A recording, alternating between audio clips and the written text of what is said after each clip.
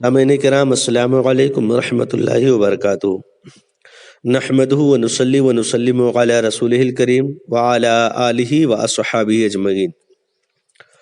सामईन किराम, आज हम बात करेंगे हुजूर गौसे आज़म रज़ियल्लाहु ताला अन्हु की 11वीं शरीफ के तबर्रुक की और आला हज़रत का अदब।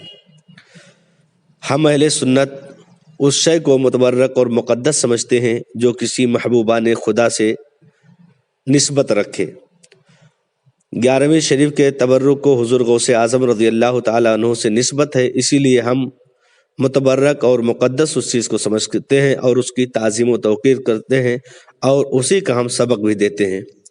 आइए आला हज़रत ने किस तरह उसका अदब क्या पेश कर रहे हैं। शेखुल इस्लाम इमाम अहले सुन्नत शाह इमाम अहमद रज़ा खान फाज़िल बरेलवी अलैहिर्रहमा के मुताल्लिक़ आपके एक साहब फरमाते हैं कि आप मजलिस में 11वीं शरीफ के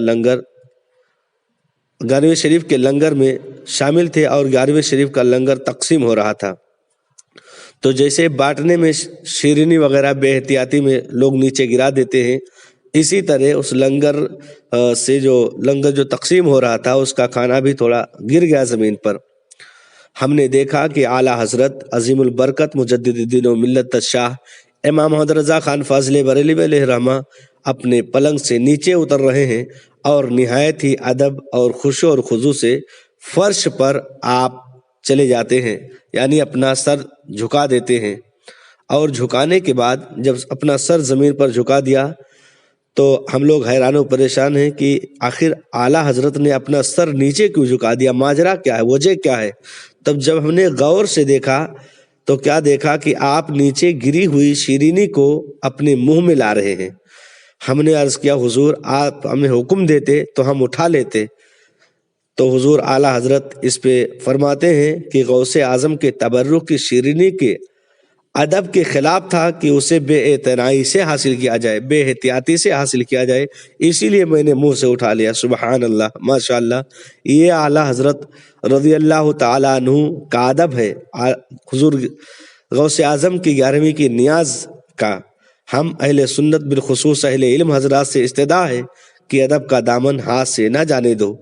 जब से मुखालिफिन की 11वीं शरीफ व दीगर मंसूबात महबूबाने खुदा पर तानो तशनी शुरू हुई है, उस वक्त से हम भी आदाब के तकाज़ों से महरूम होते जा रहे हैं।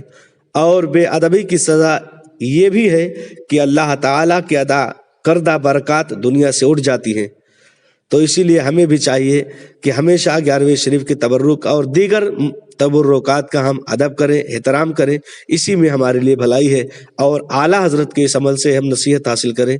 इंशाअल्लाह तबारक व तआला अगर इस तरह हम बाअदब हो गए तो इंशाअल्लाह तबारक व तआला अल्लाह तबारक व तआला की तमाम तर नेमतें अल्लाह तबारक व तआला तमाम तर नेमतें हमें अता फरमाएगा। उन नेमतों के अदब के बदले में ये चंद जुमले थे। अल्लाह ताला अपनी बारगाह में कबूल फरमाए, कोई गलती हो तो माफ़ फरमाए।